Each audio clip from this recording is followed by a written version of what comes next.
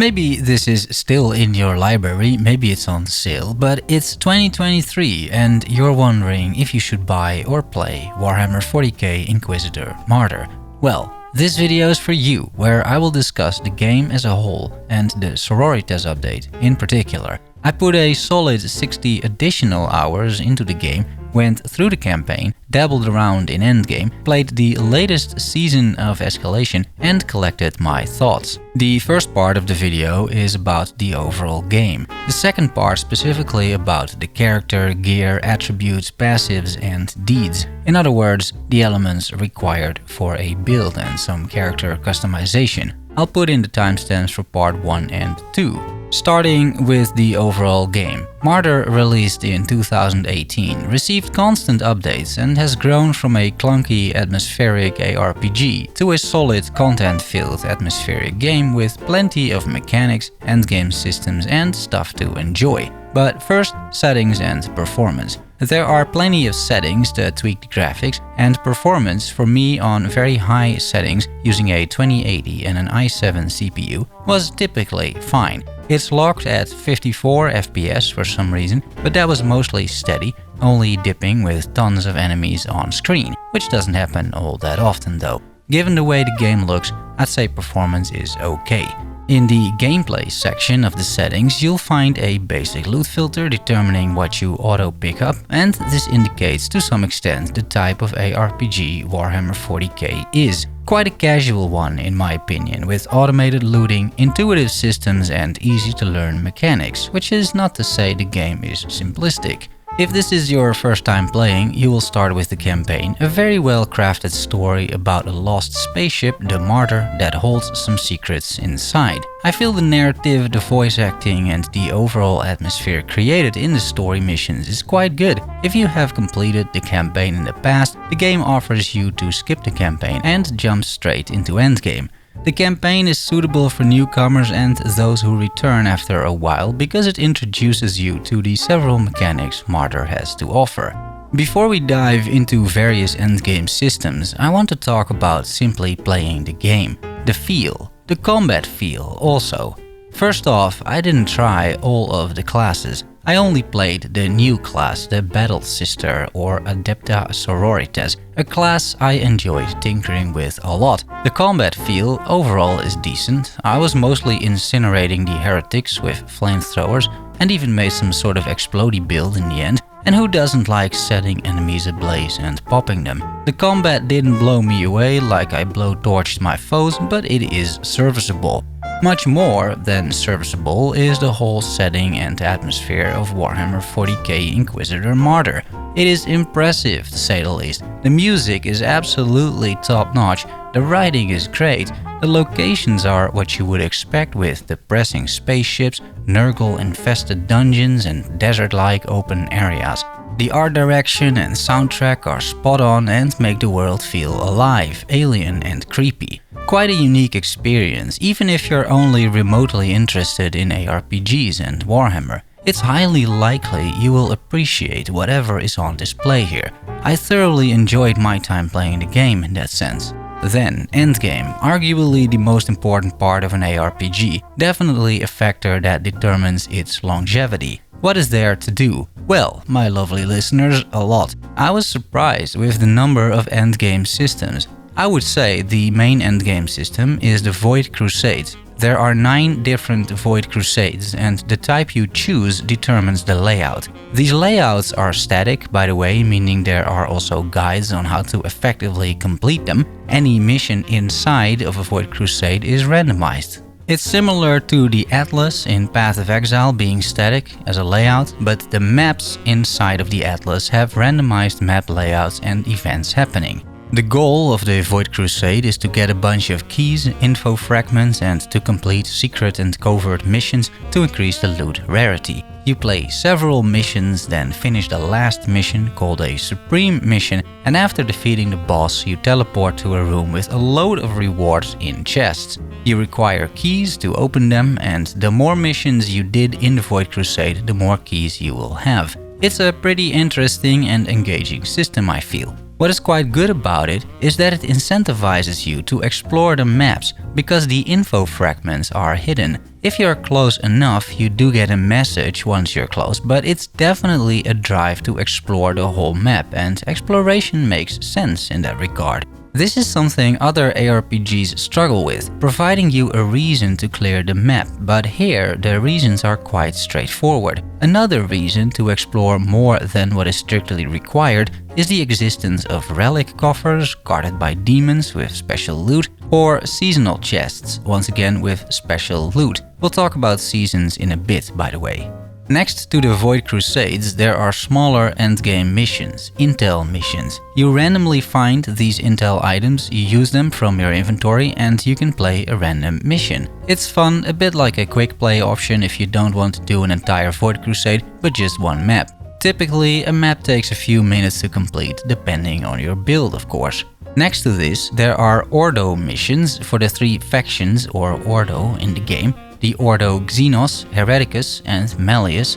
These factions all have their individual rewards, adding yet another progression loop to the endgame. Finally, in terms of PvE endgame at least, you have the Star Map, which has yet again random missions for you to complete. These are more deterministic, and I mainly used them to gain influence in certain star systems to unlock tarot cards.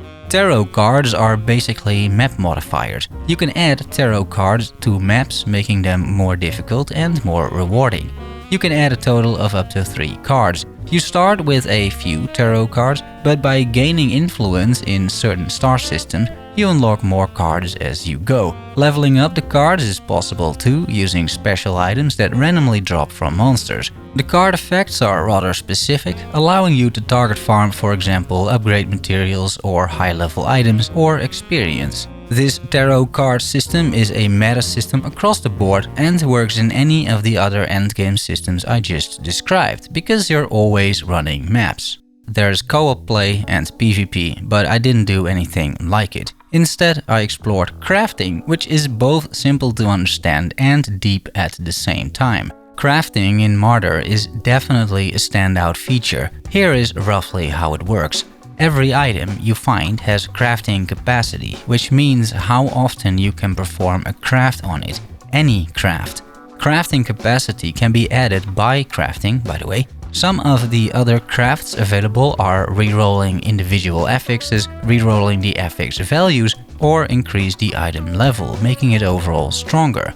You need crafting materials for this, which you get by disenchanting gear, and all of this feels rather similar to a game like Chronicon or the Sloremancer in the way it works. It is super deterministic. You have the option to craft items from scratch and then start tinkering with them, and if items have sockets, you can put either shards in them or psalm codes. Shards are like gems in any other game. You get something like 30% increased damage over time, for example. Psalm codes, however, behave like shards, but you can also combine them to gain additional bonuses. It is a bit like set items, but then for shards.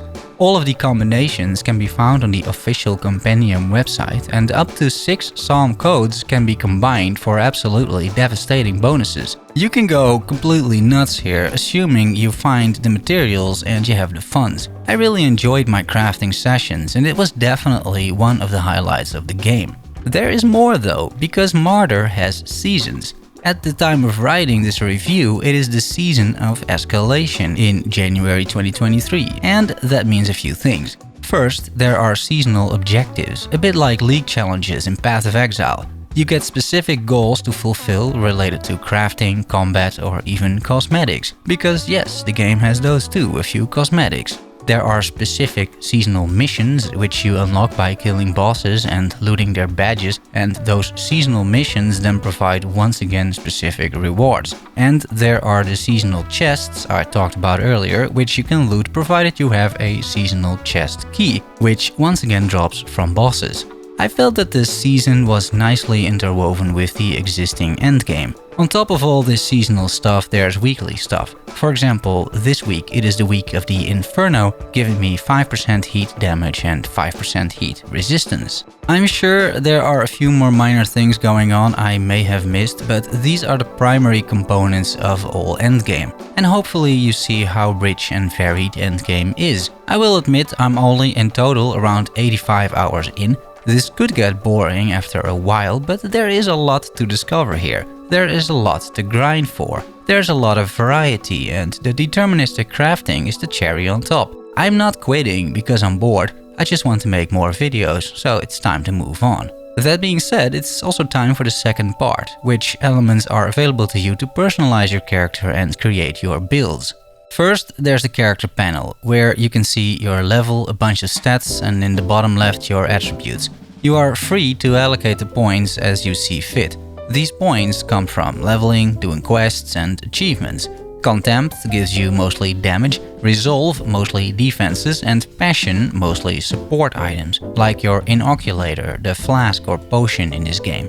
Below the character, you can pick 3 perks, which are permanent bonuses and penalties to help tailor the character to your needs. Then your inventory. There are a total of 11 slots to fill, and each item has specific mods it can roll and specific implicits and specific uses overall. I'm not gonna dive too much into it, but trust me when I say there is a lot of variety on the gear. What is interesting to note is that your skills you use are directly a result of your gear, your weapons. You don't have skills you can always use, like, I don't know, Fireball in a mage. No, it's completely dependent on the weapon you equip. And it's not even like in Volson, where some skills like Fireball, let's say, require a staff. No, it's that each different weapon has its own skill set. There are plenty of weapons available, fortunately, so for sure you'll find a combination that you like. Then passives. This is a rather unique system where you have all these categories. You need to unlock most of these, by the way, while playing, and each category has a specific number of passives related to that category. Most of them are fairly self-explanatory, and clicking on the damage over time one, for example, shows you the damage over time tree. A fun system to use for sure, and yet another layer of your build. Heroic deeds are achievements. This is a list of what is still achievable, and this is useful because some of these unlock, for example, attribute points or passive skill trees. So it's good to go through them and see where you can still get a few extra points. Finally, morality is something gained during the campaign by making choices. I chose the Puritan way, of course, purging the heretics and anyone remotely related to them. You unlock more passes and an entire passive skill tree by doing this. Then there's one more thing specifically to the Battle Sister, my class, and that is this piece over here in the hub, the Faith abilities.